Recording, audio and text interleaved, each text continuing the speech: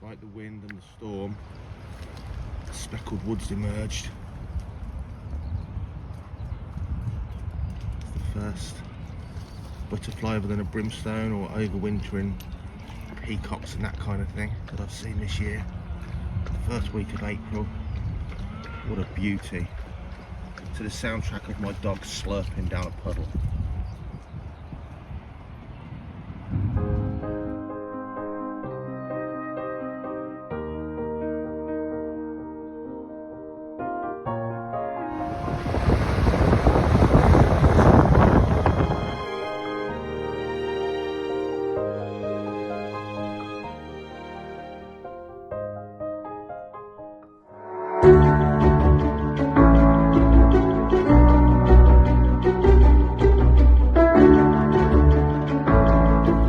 Really good place to take your kids bug hunting. Just a local young nettle bed. Ladybirds, weevil beetles, click beetles, flies, all kinds of stuff. Just on your local nettle bed. Caterpillars galore later in the summer. These nettles with the flowers on, these are different species of herb. These are not stinging nettles, they're dead nettles. Different species, totally benign, won't sting you at all. And of course, if your kids do get stung by the nettles, they'll survive.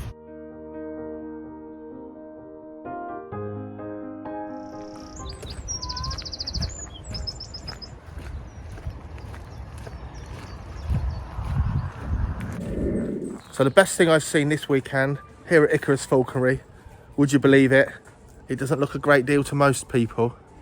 This lizard, for someone that keeps lizards and reptiles, what a great creature. North American chuckwalla, an animal that lives in rock crevices in the deserts, pretty vegetarian, and it's got, look at its ears,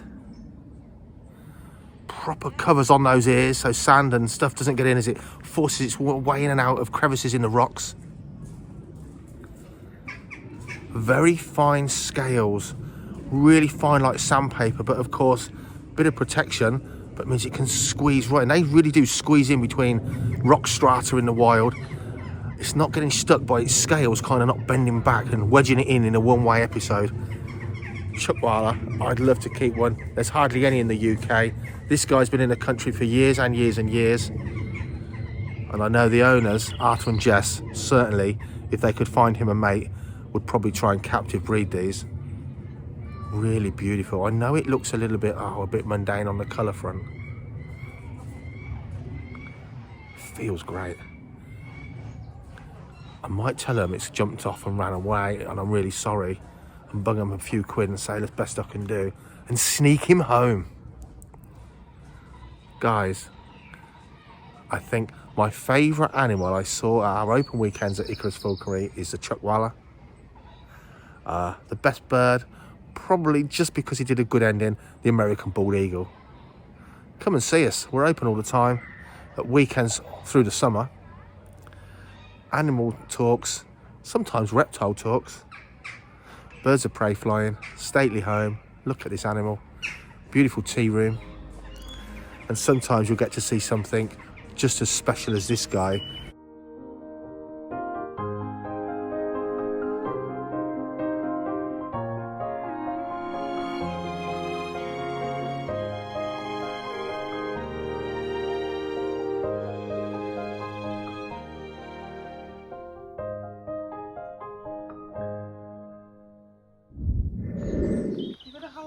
Handle, that's it.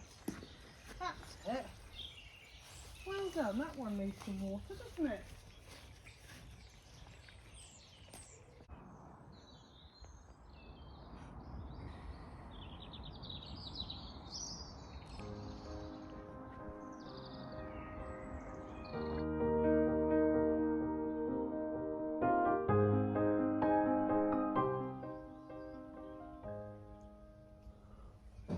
So this year the smooth snakes are starting off indoors.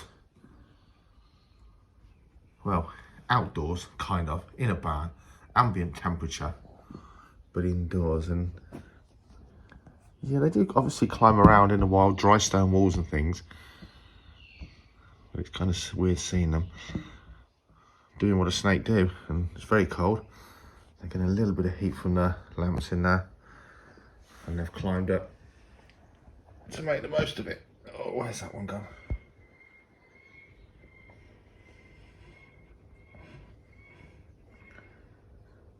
Very fossorial species. Certainly not a snake you'd look at and go, oh yeah, they're semi-arboreal. But of course, as I've said, I imagine they spend a lot of time abroad on the continent, living in amongst dry stone walls and things like that. Beautiful snakes. But as I've said many times, very nondescript if you're trying to sort of sell that conservation and get that interest of the British public into like, this is our rarest snake, this is our rarest British land reptile. Because at the end of the day, to most public, they're kind of very drab and very small. To me, exquisitely beautiful. Captive bred smooth snakes, there's a few available in the UK, but certainly not as many as there should be or there could be for people that are passionate about outdoor reptile keeping and British and European species. But hopefully people will start producing more and more of these exquisite little snakes.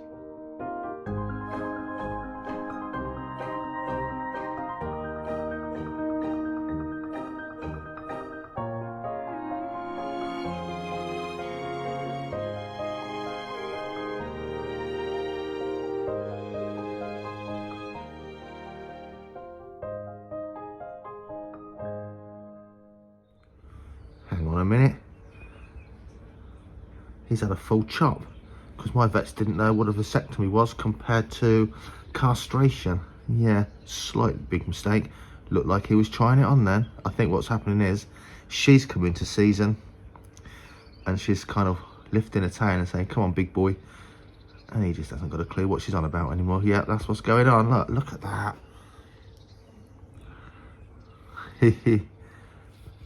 EU polecats, European polecats, with a little tiny dash of black ferret in there to try and make them a little bit more tractable. It certainly meant they lived together absolutely sweetly all year round. They really, really do love each other, in so much as they're always playing and spending time sleeping together.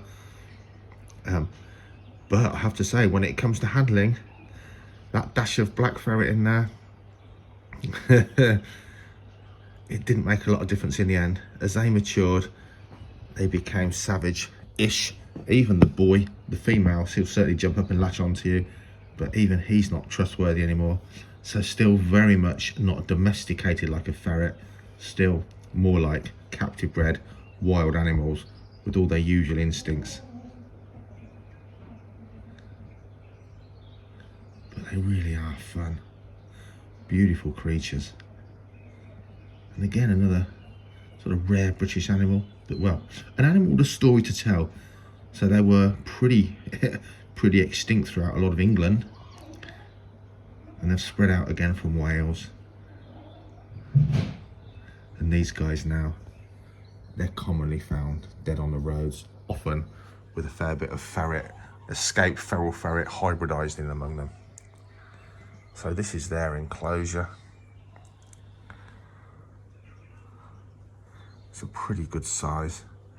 Unfortunately, I wanted it really natural looking, but I did have to cover this because the boy fell off tail first, as you kind of expect he probably would. Typical ferret behaviour.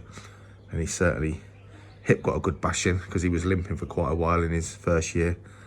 Obviously fully recovered now. And this works really well. A perspex screen, porch, which means we can go in through the door.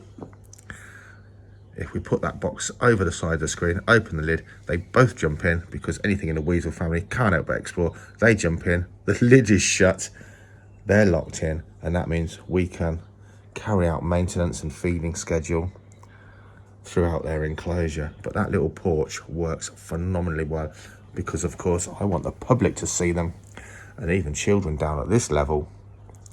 It's not a barrier that stops them being seen. But great additions to our British Wildlife Menagerie here at Icarus Falconry. And very interactive together, spend a lot of time together, which is nice to see. However, due to the beginning of this video, every year I have to borrow my mate's vasectomized hob ferret and plonk her and him together to take her out of season. The vet said no matter that we've castrated him, goodness me, you can, for X amount of money a month through the summer, we can give her the Jill jab. Yeah, well, do you want to do that for free then, because you sort of made a big mistake? Oh, no. So a good old vasectomized hob still sorts a problem out of a Jill being in season unnecessarily for prolonged periods. You can hear in the background Matt the gardener mowing merrily away, making this place look really nice again. Easter weekend's come and gone. Thanks for coming if you came along to our open weekends. This is the flying lawn. Come and see us this weekend, or every weekend now up until October. Birds of prey flying here, animal encounters in the falconry centre, birds of prey on display all day, tame fox, polecats, rare reptiles, it's all here every weekend. An award-winning tea room, all to the backdrop, of course, of Holdenby House. What a historic, monumental building that is here in Northamptonshire. There's so much going on. Let me show you, if we can get away from the noise, just a little snippet. Come on.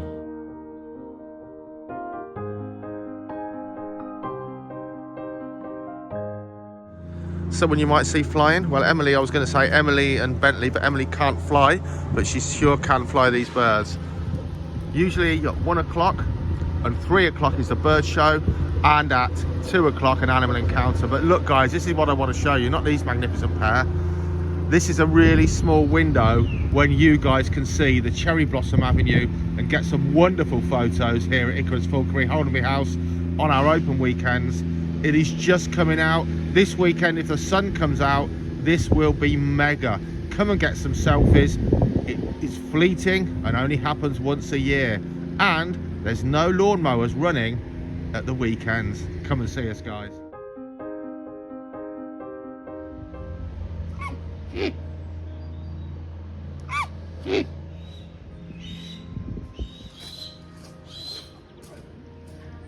John, I presume this is from you. I just had a weird text from the office here at the Falconry Centre. Dave, there's a weird package for you. Is that from you? I can only imagine it is. If it is, thank you so very much. I know you're trying to lure me down there, and this will be very, very persuasive. Don't think Zeus really cares for them, but you know I love them. Thanks a lot. Hope it's all going well. And enjoy your travels where you're off to next. As if I don't have enough to do, I thought I'd just start ripping out the bathroom as well. Oh my goodness.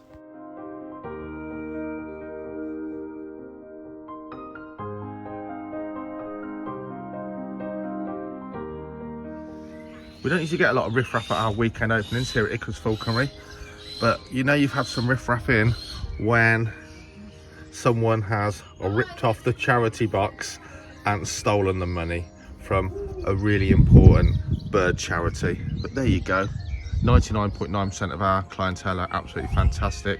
They're done like that because everyone's trustworthy here. They can take some of the wristbands, the badges, put the money in, but no, someone's ripped it off and taken the money instead. Nice.